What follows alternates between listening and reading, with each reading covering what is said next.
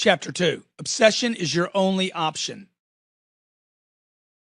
Because you picked up this book, I already know you're a big thinker. I know you're a big dreamer. And I know you're someone who wants to have massive success.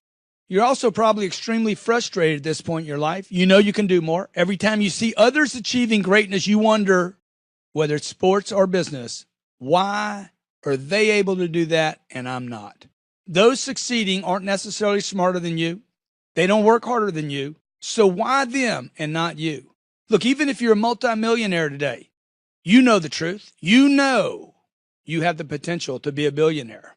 Or maybe you're an artist and your work sells, but you know you should be recognized internationally. If you have this gnawing desire to be great, this insatiable appetite, if you have a big dream and the talent, and I believe you do, then you should, at this point in your life, be frustrated. If you don't feel like you fit in, that's a good thing, not a bad thing. You stayed up at night unable to sleep, constantly thinking about a new or bigger or better way. Good. Also, a good thing. Do you hate having people tell you how well you're doing when you know you could do more? Awesome. You're never satisfied with success you achieve? Perfect. All these unsettling feelings are signs that you're obsessed. Join the club. Look, I figure you are at this point in your life in one of the following three positions. You got off track from pursuing your big dreams because society told you your plans were too unlikely or too audacious. As a result, you've toned down your message and belief over the years, buying into the idea that obsession is unhealthy, that overworking unhealthy, that big dreams unhealthy. Maybe you've been conditioned to fit inside this little tiny box instead of breaking out on your own. And you're trading in your dreams of greatness for a cute house, a 401k, and a 2-hour commute. No wonder you're frustrated. Look, business ideas that used to keep you up all night have been shelved in favor of weekends on the couch in front of the TV. It's not that you're lazy. It's that you've been told too many times by too many of your friends and family that this obsession, this bizarre, crazy obsession of yours is unhealthy and that your dreams are unattainable and you bought in. You bought it. Or number two, you have a clear vision for your success, but need validation that will operate as additional fuel for this explosion into success. See, you know you're on the right track right now, but you're not operating possibly as quickly or as well as you could be in becoming that massive player and that winner you know you can be. You know at this point with certainty that you have to be fanatical to have any remote chance at making your dreams a reality. All 80 billion cells in your body are consumed with the idea of success.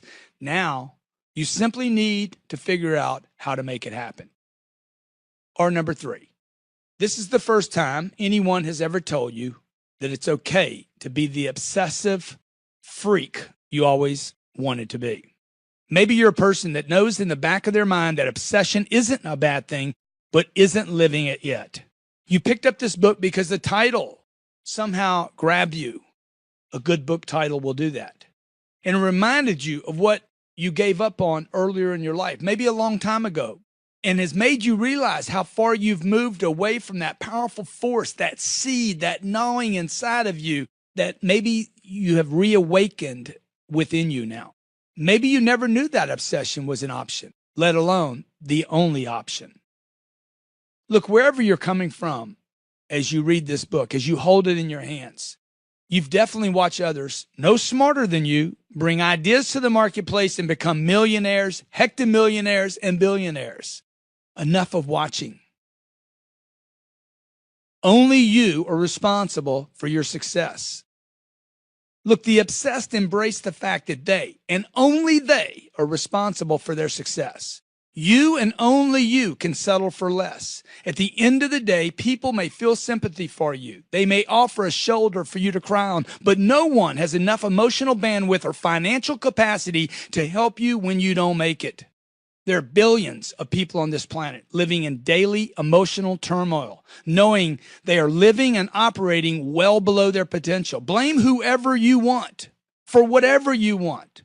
If you're living below your potential, it is only your fault. No one feels sorry for you. No one is going to help you. Being obsessed is the only way to create enough success to get from where you are to where you should be. Being obsessed is the only way to create enough success today to ever be an inspiration to others, much less yourself, and actually make a difference on this planet. Being obsessed is required, demanded, mandatory in order for you to have enough significant bandwidth to provide guidance and support for all the other people who need you to step up. After I had become successful, sometime in my 40s, I used to tell my Uncle Vincent, who recently passed, my dreams of doing even bigger things, and he would say, if you can, you must. If you can do it, you must do it. It's okay to want it all. Look, there's thousands of books on success out there, but few of them actually match up with my definition of success. You have to find your own definition, but I don't think you'll find this one offensive. It's not just a steady job. Success is not just the respect of your peers. It's not a nice little nest egg for retirement. Success, the success I've always wanted and still want, the definition I use is to have massive amounts of whatever your definition of success is. For me, success has never been one thing. It has never been one achievement. It has never been one dream or one aim or one goal. I have always wanted to be successful at lots of things. A girl I dated years ago often told me, "You're never satisfied. You want to have your cake and eat it too." And I responded, "Why would I want to be satisfied? And oh, by the way, why would I want a cake if I can't eat it?" Look, I've always wanted many things. That is success, the attainment of many things, not just one thing. For me, and I would expect for you, success is about being great at many things. Father, mother, son, daughter, community involved, community leader, business person, author, speaker, I don't know, artist, whatever. Look, I certainly wouldn't be satisfied with just being rich or just being happy or just being healthy. I want it all. I want health. I want wealth. I want family. I want love. I want recreation, spirituality, community, and I want time to enjoy it all. Why settle for one color when you can have the rainbow? For me, success is defined as the attainment of my potential, the reach for what I can do. Like my uncle said, if you can, you must. My assessment of this potential has changed over the course of my life. At 25, I thought my potential was just to not use drugs on any given day. A year later, 12 months later, I was paying off $40,000 in debt and I was getting my income to $60,000 a year. You think, big deal. It was a big deal for me. Trust me. By the time I was 29, starting my first business, my goal was to match the $100,000 I had previously made in automotive sales. So notice in a period of 3 or 4 years, notice how much my goals changed. My success, my definition, is chasing my potential. At 25, I don't want to use drugs anymore. A year later, I want to pay off some debt. A year after that, I want to make some money. Okay? 3 years after that, I want to leave my job, replace the new job by working for myself and make that much money. See, all those achievements, looking back, all of them, every one of them, my entire life, including when I was 10, wanting that dream house that my father had bought for me, wanting to move back to the dream house. Every goal I have had in my life, every achievement I have attained was well beneath my potential. 30 years in business now, thousands of paid speaking gigs, tens of thousands, award-winning books, TV appearances, and my potential is still being revealed to me as I push myself and fuel my obsessions and have new experiences. You are limited today by the experiences you will have tomorrow. When I finally found the love of my life, I became aware of my potential to love another person, Elena, and create an amazing partnership with her. Then when I had children, I realized my potential again to be a father. I always thought I'd be a good father. To love and care for, to be tolerant and patient of, to make time and play with kids, to protect my children at all costs. You don't know that until you do that. See, your potential expands as it reveals itself over time as you discover more and more of you and what you're capable of. I realize now I have always And consider this. I have always underestimated my potential. And if you underestimate your potential, then how can you possibly set the right goals? So when somebody else tells you, why do you dream so big? Understand this. You should be dreaming way bigger than you are. How would they know when you don't? I expect still today, when you're most conscious, most aware, and most honest, and most bashless, that you know you can do more. I still do. I have already achieved 100 times, maybe 1,000 times more than I ever thought possible. I remember when I started my apartment business, my real estate company, I wanted to buy 20 units. I owned 4,000. I would never have thought early on that I could do that. So how could I dream of that? I am aware today that I have yet to fulfill my full potential, and I doubt that you have. Why would you pick up a book called Be Obsessed or Be Average if you had fulfilled your full potential? I am obsessed with discovering what I'm capable of. Some say life is about the journey, not the destination. I disagree. I love destinations. I love them because once I reach that destination, they teach me about my full potential. I don't go on a trip to be on the plane. I go on a trip to get somewhere. I have always secretly believed I was capable of doing unbelievable things. Even at the low points of my life, I had an understanding deep in me that my potential was greater than my achievements. My potential was greater than that thing which I was working on. Still today, I have both sides of this awareness and the gnawing drive to do more, my obsessions. And to be completely honest, I never thought much about the past success. Throughout everything I have attained in my life, when you ask me, hey, what's your biggest accomplishment? I don't think about what I've accomplished. I think about what I can accomplish. I'm obsessed with the future. I've always had my attention on what is possible, not what I've done.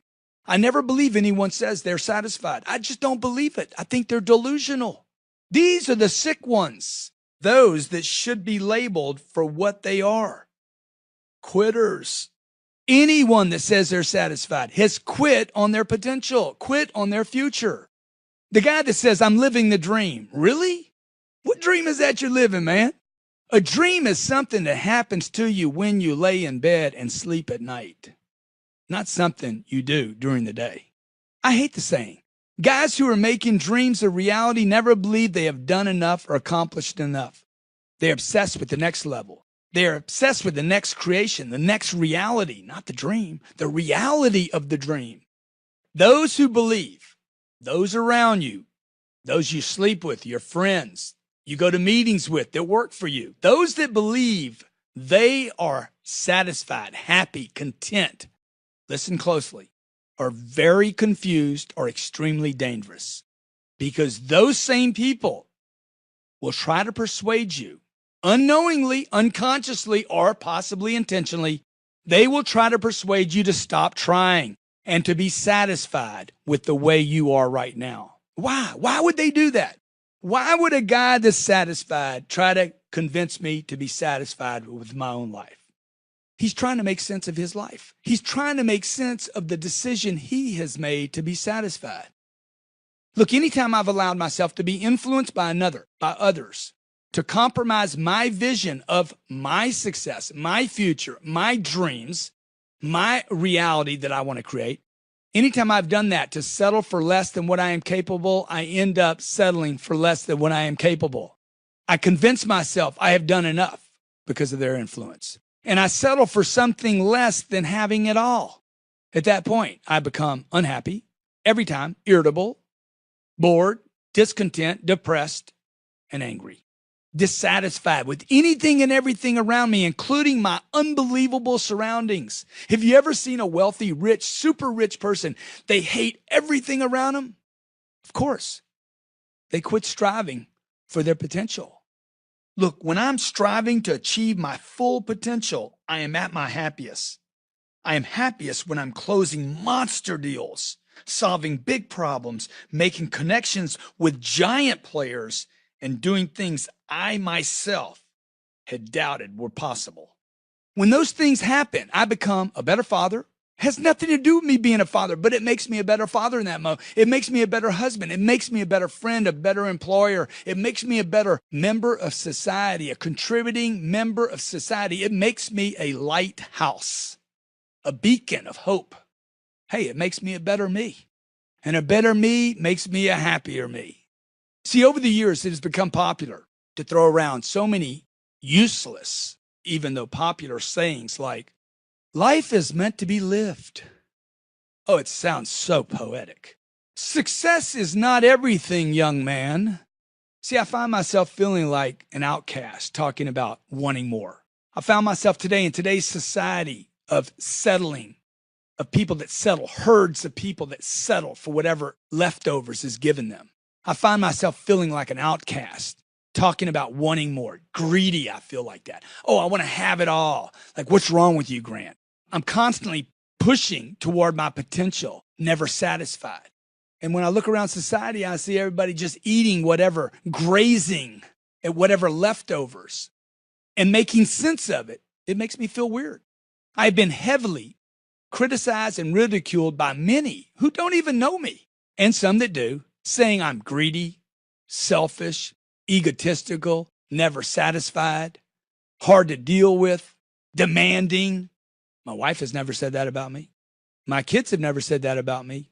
The people that understand me don't say that about me. And the people, by the way, that understand themselves and are trying to reach their full potential, their own full potential, never say that about me.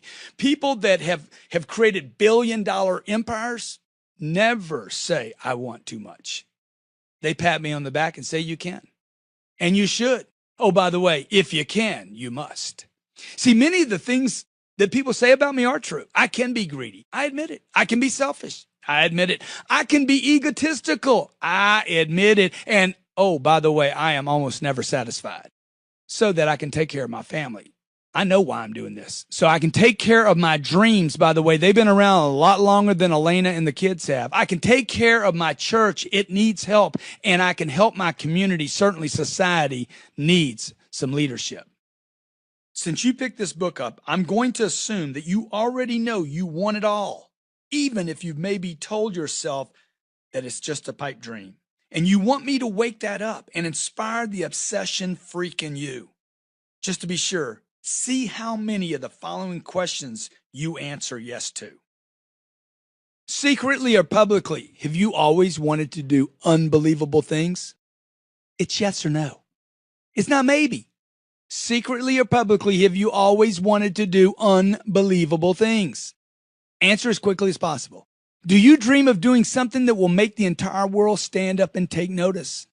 Have you ever considered what it would be like if your name became a household name?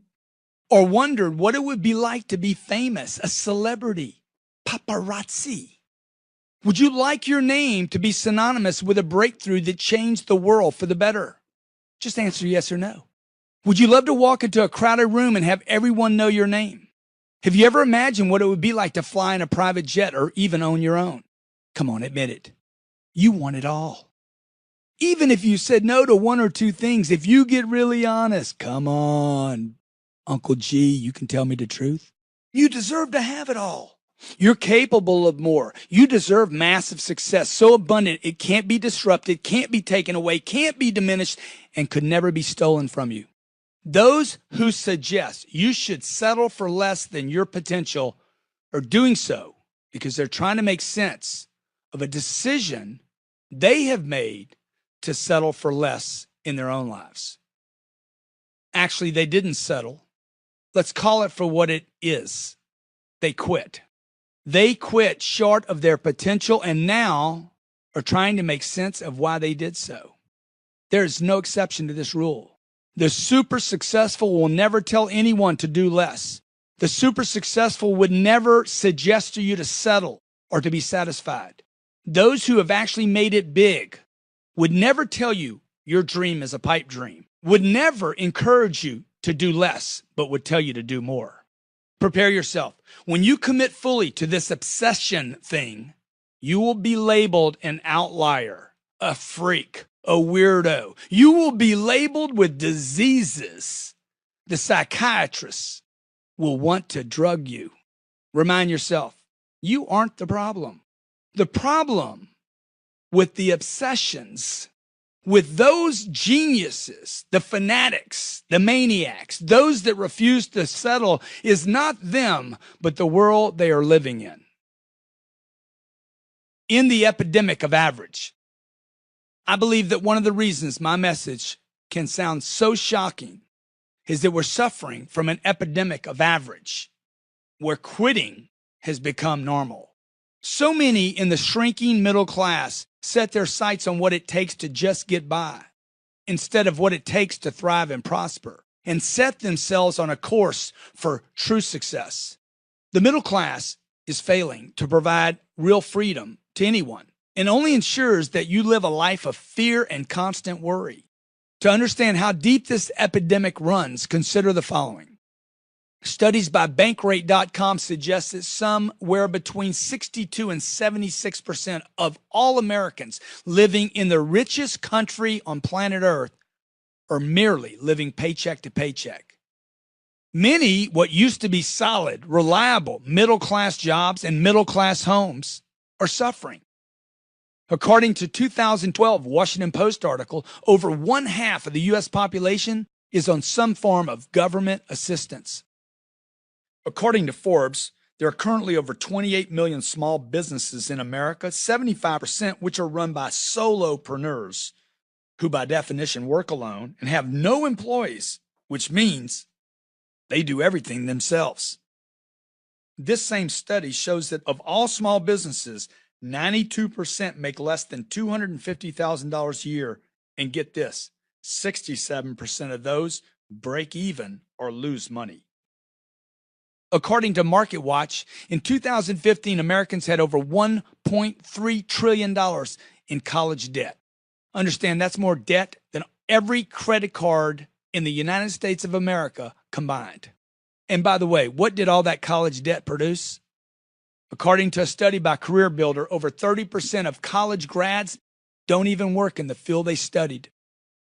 And then consider that the middle class finances the American dream with a 30-year mortgage that has barely gone up 1% per year when adjusted for inflation. And ask everyday people, and they're going to tell you, a home is an investment when it's no more than a mere trap.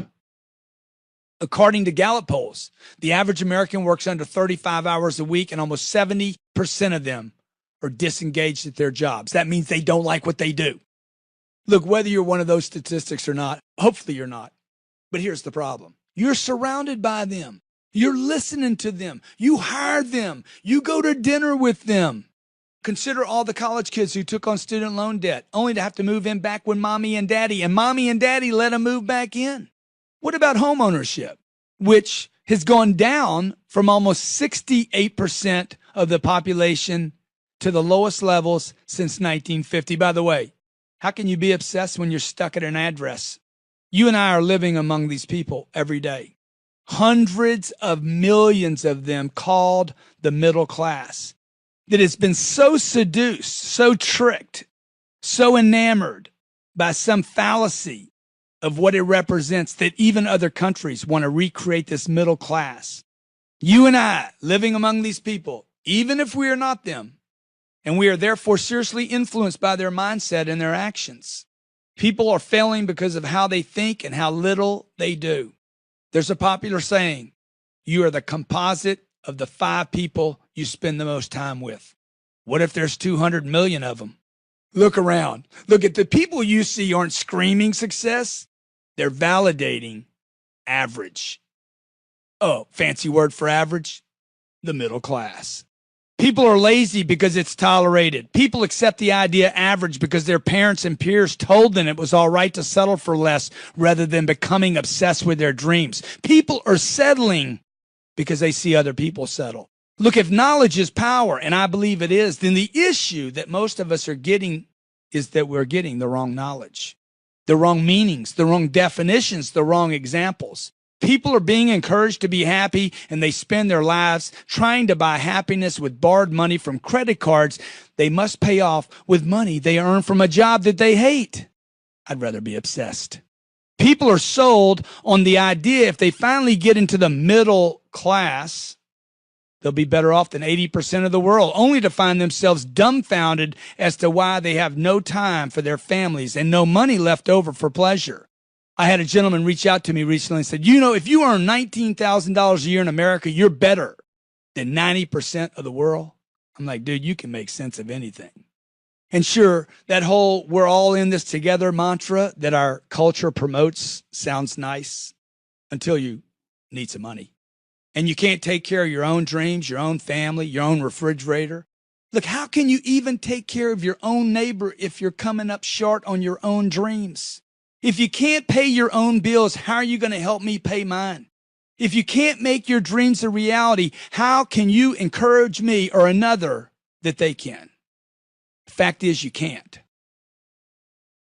There's so much average advice in this society, you wonder how it gets up in the morning. You see, any society that accepts average as the bar of success will always have problems with people like you and me. You see yourself as an entrepreneur, a scrapper, a competitor, a hard worker, a risk taker, a committed, a fanatic. Others see you as abnormal, problematic, driven, greedy, never satisfied, overly demanding, tyrannical. Maybe it's the person you sleep with. Thinks you're self-serving and unreasonable, a control freak. Raise your hand if you've ever been called a control freak. You can be my friend. Who doesn't want control? The only person that wouldn't want control is somebody that has given up on it. Those who don't get it, including your friends, including your family, employees and colleagues, will tell you things like, slow down, Jeffy. Life is to be enjoyed, Jenny. Hey, don't work too much. Don't work too hard. Take it easy. Be grateful. Someone else somewhere is worse off than you, little Bobby. Life is short, Muhammad. Money isn't everything. Bigger isn't better. Oh, the sayings. These folks, spellbound by their beliefs, their little sayings, searching for this work-life balance, trying to fit in, getting along, believing fairness and equality is for all, make up reasons for you to abandon your dream. Obsessions, they say, are unhealthy. But what about their obsessions with comfort? What about their obsessions with fitting in and being normal, with having no drive? How do you make sense of no drive every day? And they're obsessed with it. How about the obsession our culture has with no purpose, no direction? How about the obsession with excuse making and blame? What about the plague of doubt that billions of people on this planet have who have contracted, backed up, retreated, allowing them to settle into average or even below average lives? Think about the mom who gave up on writing the book, the school teacher who gave up on his or her dreams of owning their own business or even helping out a student. How about the businessman that gave up on his or her desire to be an artist? See, all these people refuse to take risk so that they can have order in their life, calm and balance. Have you ever noticed that the person who shouts out success isn't everything is the guy or gal who has no success? These mottos are freely dispensed, and very few ever take the time to even lightly inspect their veracity, if they have any. All these people are going through life spouting off to others, advice flowing freely everywhere. Abandon your dreams of fame and fortune and power because you might not make it. Don't have dreams that are too ambitious. Be reasonable in your thinking. Remember, people who try to persuade you to give up are not trying to help you. They are trying to make sense of why they gave up. The reality is none of those people ever make anything more than excuses. Doesn't mean they're bad people. They may be the people you sleep with or go to Thanksgiving with. It may be the people you borrow money from. It may be investors in your company or people that work at your company, but they aren't going to change the world, and they won't support anyone else in changing the world either. The distraction of the masses.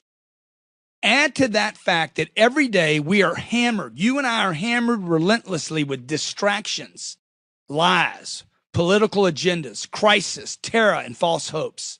This constant bombardment makes people believe they are powerless, mere spectators in their own lives who only know how to get by, grateful that they made the day. Millions of people spend 3 to 4 hours of their workday scanning social media and then go home to watch more social media, but not on a 4-inch screen, a 90-inch screen that they borrowed on their credit card, and pay for a job that they hate to go to. It's crazy. Hypnotized by the national media's coverage, which you, by the way, the same people know lies. Mesmerized by the liars that they admit they know lie, and then sit down and watch it 4 and 5 hours a day. The most recent terrorist attack, the missing plane, the celebrity scandal that has nothing to do with your life at all. Glued to one of so many made-up sagas about cops solving crimes or battles in imaginary kingdoms. Turn those off and you live in a world where there are more mobile devices than human beings. We're being blasted by 24/7 internet jabber, Twitter feeds in the hundreds of billions, 8 billion daily Snapchats and YouTube videos, trillions of useless posts every day, and now streaming video where everyone can be a broadcaster puking mindless content. Not to mention we're constantly being spammed with pornography, celebrity fascinations, bouncing cats. With this much distraction coming at you nonstop, the chance for your success, come on, is slight. But you can break out of the average cycle. In fact, you must. Average is a failing formula. It works for no one except those that have quit. It works for no one, no matter how much they try to make sense of average. When you inspect it closely, it is failure. Unhappy people can't teach other people how to be happy any more than a poor man can teach another man how to get rich. A guy in a failing marriage cannot teach another how to make their marriage work. An average person cannot teach you how to be exceptional. I have a saying I live by. I never take advice from a quitter. And let me be clear, average people are quitters. They quit striving for a better life and quit short of their potential and spend the rest of their life trying to convince others to do the same. So how can you live above the average line? Well, you'd have to start by being all in and all obsessed. Let's look at some people who have proven that the obsessed thing is the way to go.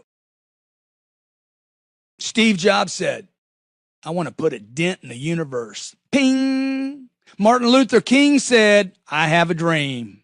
Gandhi said, be the change you want to see in the world. Bill Gates said, success is a lousy teacher. It seduces smart people into thinking they can't lose. And the great Muhammad Ali said, I am the greatest. See, you know these people and their words and their work because they were obsessed. They stayed obsessed long after others had dismissed them. Sure, people tried to get them to just enjoy life a little more. They were called crazy, arrogant, troublemakers. They were called insane and whacked out fanatics and even more. In the end, though, they each changed the world. These people weren't superheroes. They didn't possess any special powers that you and I have in common. They were just completely obsessed. They fed their obsessions. They led their unshakable dedication, unreasonable efforts, and enduring commitment to go far beyond what any average person would do in order to make their dreams a reality. They embraced their obsessions. They didn't simply play in the game. They were obsessed with shaping the game. No, none of these people were perfect. Of course not. Filled with character defects, flawed in many ways, but each of them created a legacy that will live on for centuries, long after their bodies drop. Their names will inspire hundreds of millions, if not billions of people to consider what it means to be great, to accomplish great things, to stand for great change. Was Muhammad Ali just a fighter? I think not. His story inspires men and women of all races, religions, and ages with the message that in order to have greatness, you must claim greatness before it is proven on the stage. Stand up and claim your greatness. Become obsessed with it, because no matter how much concern or love another person has for you, they don't have your dreams. Those belong only to you, and they make you unique. They gnaw at you. You have them in your belly. Most likely, you had your dreams before you had most of the people who are in your life today. Your friends, your kids, your spouse, and family, they may love you. They may worship you and cherish you, but that doesn't mean they share your dreams and desires. They have their own. They embrace them, they fuel them, or they deny them. Rather than taking advice from them, lowering your standards for them, or giving up altogether for them, see if they pursue their dreams with obsession, using every waking moment to realize those dreams, because you will. You will do everything to make them a reality, and it will require many choices and sacrifices. If they are not willing to do that, it is clear that they themselves have given up on their dreams and desires, and you must not take their advice. Don't be surprised. Most people have given up. So be sure you never take advice from those that have given up. Remember, I never take advice from a quitter, and we all quit. Everyone around you has quit. They will try to persuade you to do the same as they did, resulting in you living a life smaller than you can.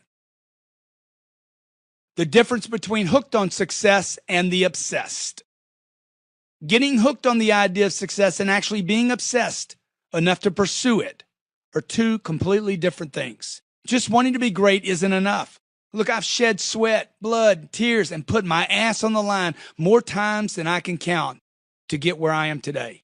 I hate to break it to you, but you'll need to do the same. You will have to pay the price. People will be disappointed in your decisions. There's no such thing as obsession light. There's no such thing as a part-time obsession. If you want to lead the pack, if you want to make the game, not play the game, you need to abandon the idea that some other, milder version of obsession, some balanced, diluted obsession is an option. It's not. Sometimes obsessed, or only obsessed, or weekends obsessed, or obsessed between the hours of 8 and 5. These are all fantasies. You're either obsessed or you're not. There's no sense of balance for those bitten by their obsessions. I'm going to show you how to make it all work later. There's no making sense of being spectacular. It's not a part-time endeavor. Look, regardless of your industry, obsession, being obsessed, staying obsessed, is mandatory for the kind of success that I'm talking about. Maybe now is the time to decide to put the book down or to keep reading. Look, if you want massive success, you must become obsessed.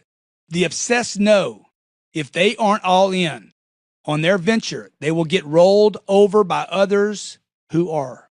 Go ask those who live in Silicon Valley how they feel about immersion, 100-hour work weeks, borrowing money from families, working all day and all night. Ask them, and they'll tell you that if you're not obsessed in this place at this time, you won't exist.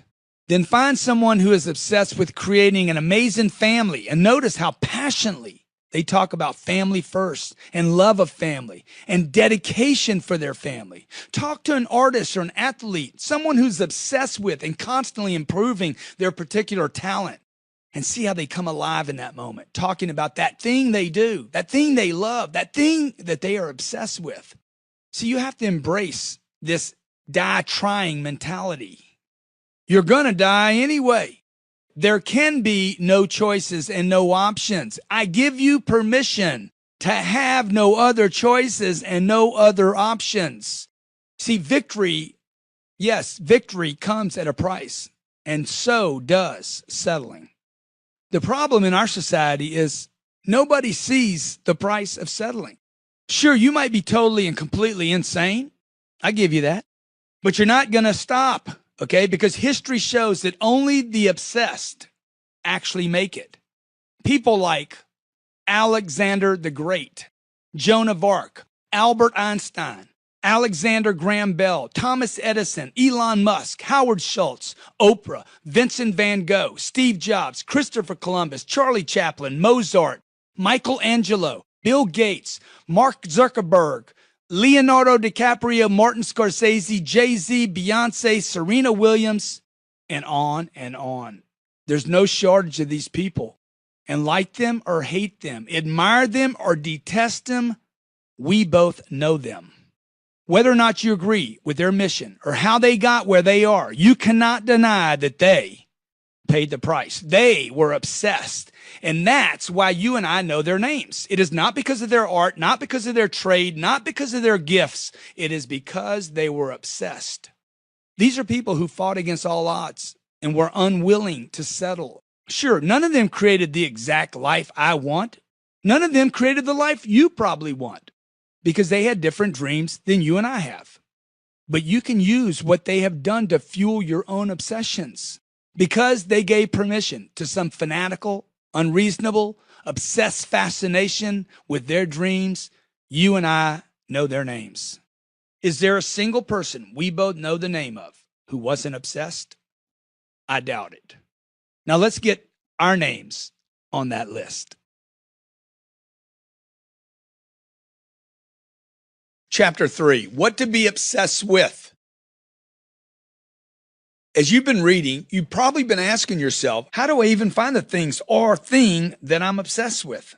Maybe you already think you know. Maybe you don't have a clue. I've been in both situations in my life, trust me. Maybe you've lost your way. You could be young and confused, or you could be in the midst of a life transition, changing jobs, getting over a relationship, or just done feeling like, man, I'm out of fuel right now. Look, I've been there. It could be a day, it could be a week, it could be a month, it could be a year, okay? Throughout life, or for different reasons, I've had to ask myself questions like this again and again.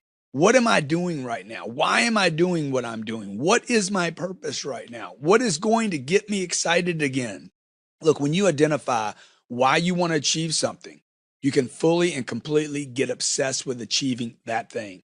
This obsession, finding your new obsession, is what you will need to blow away all barriers, opposition, the competition, and all the things that you didn't plan on so that you can actually achieve your goal.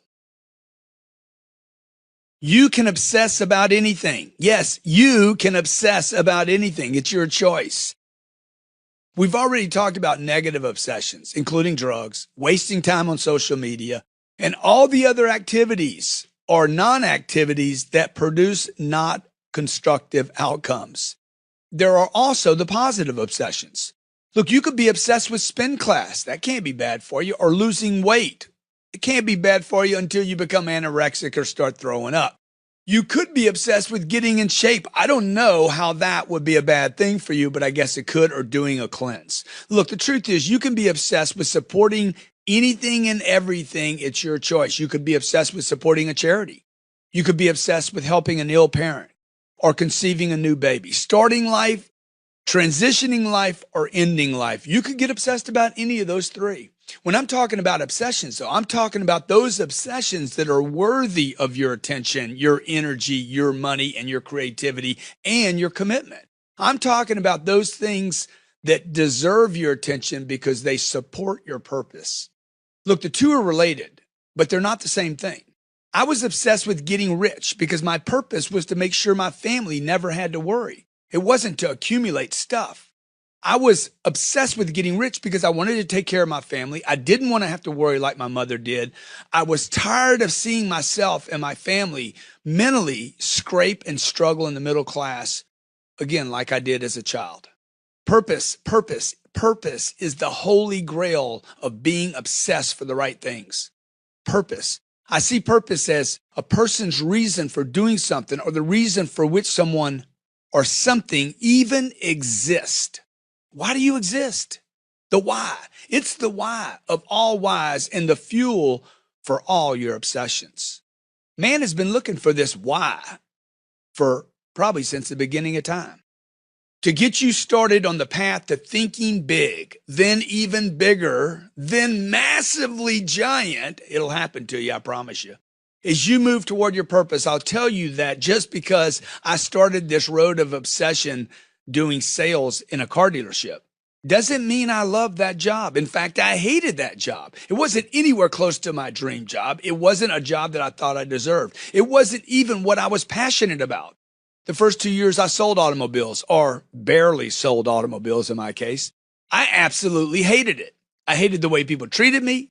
I hated my business card. I hated the idea of being a car salesman. But when I changed my mind and decided to become obsessed with making myself great at that job, and eventually not only did I love the job, I mastered the art, and I realized this very thing that I had resisted and hated and degraded and made wrong and criticized and judged, it was the way out for me. See, thanks to my dad, I have never been stuck believing I had to like something in order to commit myself to it. I think a lot of people are really greatly confused. I need to love my job to be good at it. No, you need to learn how to perform like you're obsessed with something that you hate until you're great at it. Then you're in control of your life. Look, when I was 9 years old, I remember watching my dad working in the yard. Is one of my last memories. It was winter in Lake Charles, Louisiana, on this beautiful piece of property that my dad had finally purchased. He had bought his dream home. He was obsessed with that idea, and now we had it. We had some 50 giant pecan trees on this yard. And with those pecan trees, as beautiful as they were, during the winter, it would drop branches and pecans and leaves and all the problems that 50 trees would create. And my dad and I are working in the yard. I think it's February. It's cold. It's blistering. It's a little wet, humid. And I'm watching my dad pick up pecans and sticks and leaves and stuff them into a trash bag and replace that trash bag and stuff them into another. He was doing it in such a manner that it looked like he loved what he was doing, attentively and precisely. He's paying attention to everything. Everything's going in the right place. I'm 9 years old, 9.5 years old, and I'm watching him with monster admiration. And I asked him, hey, Dad, do you like doing this? And he replied, Grant, you don't always need to like what you do to love what you do. And I didn't even understand what he was saying, but I got to work. I'm trying to do what he's doing. I'm trying to catch up with him. But in that moment, looking back now, I realized my dad taught me, you don't need to love what you're doing to love what you're doing. My father was obsessed with taking care of his family. My father was obsessed with attaining success so he could provide for us. And that meant doing things I'm certain he didn't like or even want to do. Simple as that. I remembered this lesson at a critical time in my career when I committed finally to being a great car salesman, even though I didn't like the job. Look, I acted like I loved it. I just changed my mind. I became obsessed with loving that job. Becoming great at that job is what I became obsessed with. I learned to become obsessed with the very thing that I hated. And interestingly enough, it replaced all the things that were killing me that I thought I loved. Look, I acted like I loved it, even though I didn't particularly like it. I put a smile on my face when a customer wouldn't even shake my hand. I learned how to smile through that. I sat making endless cold calls. Who wants to do that? No one. To people who hung up on me or told me to never call them back again. When everyone else was going home to watch the game or eat with their family, I was still there at 10, 11, and sometimes midnight making deals. As you find your purpose and identify those things that you want to become obsessed with, remember, you do not need to love the job. You do not need to love the activity. You don't even need to feel passionate about it to become obsessed enough to be successful. By the way, you will need to become obsessed. You don't have to be passionate. You don't have to love it, but you will have to become obsessed in order to grab success, maintain it, and go get some more. So regardless of where you're at, what you love, what you're passionate about, what you like and don't like, it's still important to figure out what your obsessions are. Because if you don't know that, okay, you're not going to know where to throw your attention, where to fuel, where to spend your time and energy and money. Figuring out what your purpose is. To understand what my purpose is and to keep fueling that purpose, you and I must constantly ask ourselves questions. Now, these questions I use have opened my mind up to so many directions, inspired me to accomplish unbelievable things way beyond my belief, and kept me alert to opportunities in sync with the obsession I was trying to fuel. When you start answering these questions, do not second guess yourself. Just answer the question. Go with the first answer, regardless of what it is, or even if you like it. Answer the question with the first response that comes to you without any judgment and without trying to figure out, especially how you're going to arrive at the answer. You're obsessed about building a 25,000 square foot house. And you're like, dude, I'm a single person. Don't add that, okay? If that's what goes on in your mind, I say, what kind of house you want? I want a 25,000 square foot house. I want 6 of them, whatever. And you don't know how to get the money, why you'd want that. It doesn't matter. Don't add anything. No color. Just answer the questions in this exercise. You don't even need to decide to follow through on anything that you write down. Just ask yourself the questions. Then at the same time tomorrow, I want you to do it again. And then do it again the next day and the day after that. And over time, you may notice that you're going to come up with new answers, or that the same answers keep coming up, or that some things that you used to write down, you don't write down anymore. See, you may be surprised to see patterns or be reminded of a dream that was buried long, long ago, something maybe you've given up on.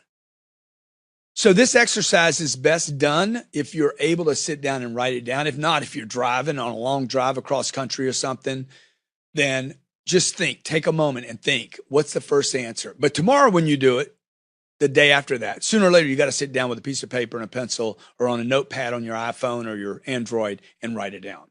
Okay, first category, personal interest. Ask yourself, what excites me right now?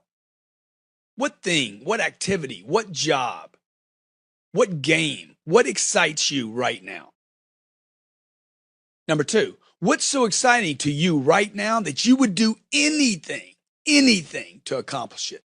What is so exciting that you would literally drive yourself through a wall or jump off a building in order to accomplish it?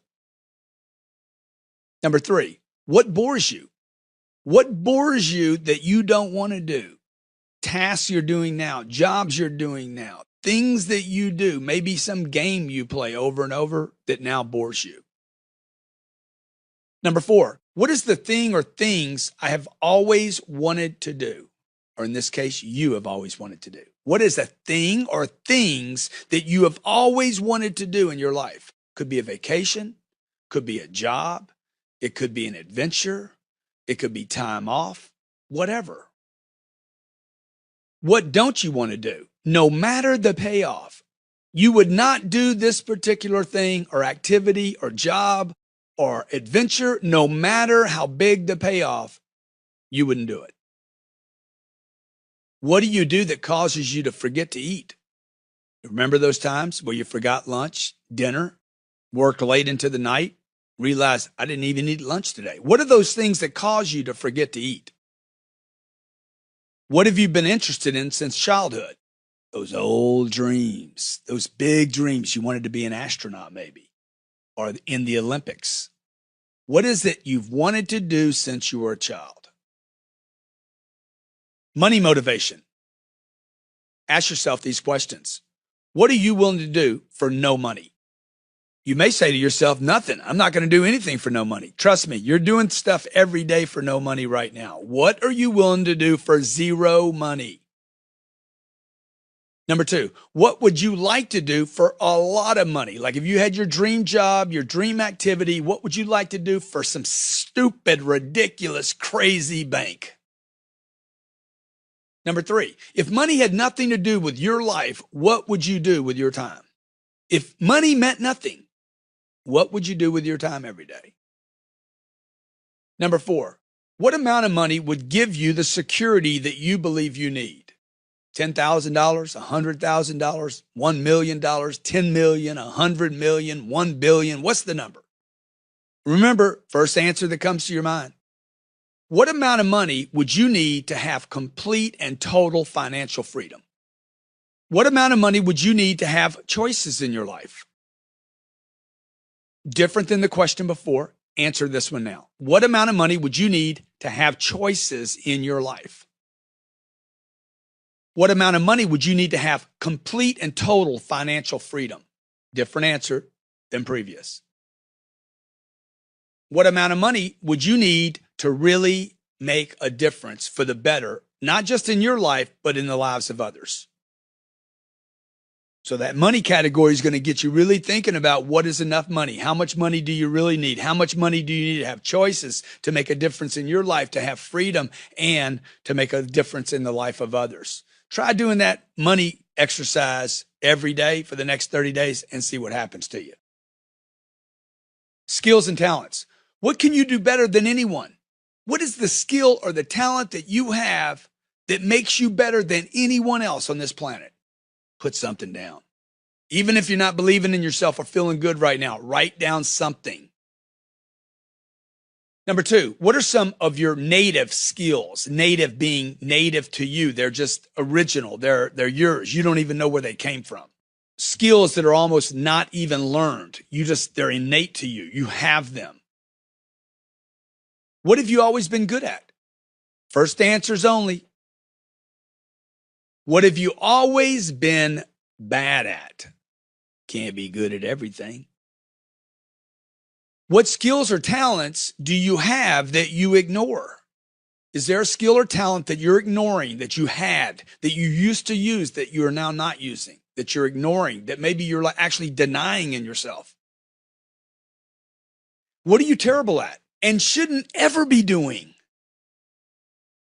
What do you do that is a complete waste of your time and talent? Is there a job or an activity that you're doing today that is a complete waste of your time and your talent? So I'll give you an example, okay? Things that I do in my life that are a complete waste of my time and my talent. I don't want it to influence you, but it's kind of a hard question because you're like, well, you're telling me to do things that I don't love to do and learn to love them. And then you're asking me a question like, what do you do that's a waste of your time and talent? It's a different thing. I'm not saying you need to love it. I'm saying me picking up branches and pecans, okay, and leaves is a waste of my time and talent today. Now, when I was 9 years old, my dad's teaching me this and we're doing it. Truth is, it was probably a waste of my dad's time and talent. He should have paid somebody to do this, right? He could have been writing his book at that moment. So I just want you right here to write down, what are the things you're doing in your life? You know, are you washing dishes all day? Are you spending 4 and 5 and 6 hours with your newborn? What are you doing that's a complete waste of your time and talent? I'm not saying a new mother would be wasting their whole day, but maybe you need some help. Maybe there comes a point where you nurture the child and you get somebody else to help you raise that child. That means you got to get obsessed with the category above this that was about getting your money right. See, I see so many executives spend time and energy and talent and resources on things they hate, things they're not good at, things they should not be doing, and it's a complete waste of time, effort, energy, and talent. How about this? Those 1.5 hour meetings where nothing got done. It's a waste of time and talent. Okay, next question. In what areas do others think more of your abilities than you think of your own abilities? Okay, there's a lot of abilities in my life. People think, oh my God, you do that great. Okay, I don't think as much of that. So what are some things in your life, some areas where others think more of what you do than you actually think of you? And the last one is, what are some skills you need to develop in your life? You have attention on them. You know you need to develop these skills. See what we're doing again, okay? In this exercise, I'm showing you how to find your purpose and develop what you're going to be obsessed about. Market research. What is a product or service that you've complained about repeatedly over and over and over again? This is how Uber was founded, by the way. How many people complain about taxi cabs? Go take forever to get here. Guy doesn't speak my language, doesn't know where he's going. Car's dirty. So, how many people complained about that? Billions of complaints. One person changes it all. Look for the things in your life that you repeatedly complain about, and I promise you, you're going to find something so exciting. Number 2, what great idea have you had for starting a company or inventing something but have not yet done it? Legacy. What do you want to be remembered for 100 years from now? What do you want people to say about you? Because I promise you, they won't talk about how much money you had. What contribution can you make to society that you would be so proud of? I'm getting obsessed just asking you the questions, okay? What do you want to make sure people never say about you? Other inspiring people. I want you to write down 5 successful people that you admire as fast as you can. What are their names? Number 2, what are those people doing that you admire? What have they done in their life that you admired the most? Number 3, what do those you admire have in common with each other? I want you to link them up. What's the common link, characteristic, the behavior, the action? What quality do you wish you shared with that list? What do you have in common with each of those people? And nothing is not an answer. If you could meet anyone, dead or alive, and spend time with them, who would it be? Lastly, who is the most supportive person in your life today? Now, this starts grinding on people right here because they're like, man, nobody's really supporting me at this level. If you suffer from this need like I do, to do something excellent, to do something bigger, to like tap into my full potential, you are constantly, I assure you, I know this, okay, from personal experience in my own life and from talking to other people, you are probably constantly reminded of the people around you that do not understand you and are actually trying to change you. But I want you to look at who has always been supportive of what you want to do, that you're a maniac, they support it, that you want to do giant things and they support it. Who are those people? And by the way, if you don't have those people in your life, don't blame them, blame yourself. Because they're out there. I'm out there. I'll support you. Okay, lifestyle. What makes me feel good? What makes you feel good? What makes you feel so happy? You're like, I love doing this activity. Okay, what gives you energy? When you do this thing, even if you didn't want to do it, it gave you energy. Maybe it's a phone call, okay? Maybe it's getting all the ugly stuff out early in the day, getting it done. Maybe it's exercise. Maybe, I don't know what it is. What gives you a lot of energy? Number 3, what activity bores you and does not make you feel good? Now, that could be things that actually you believe cause you pleasure. You understand? There's things you could be doing in your life that you're actually now bored with, you used to enjoy, that you now bores you, that no longer makes you feel good. Maybe drinking actually doesn't make you feel good. I've had people tell me, man, until I listened to you, I was thinking I enjoyed drinking, and then I realized that 5-hour hangover the next day was not fun. See, once you become aware of what you're actually doing in your life that feels good, that pays off, that works, that allows you to be obsessed and purposeful, then you'll start making different decisions about it. Okay, next one. What things are you doing that you later regret? Felt good for a moment, tomorrow you regret it. There's an old saying in Las Vegas, what happens in Vegas stays in Vegas. Not true. It goes with you everywhere. All right, what bad habits do you need to stop? What good habits do you need to start? And what do you need to do more of that would make you feel better about yourself?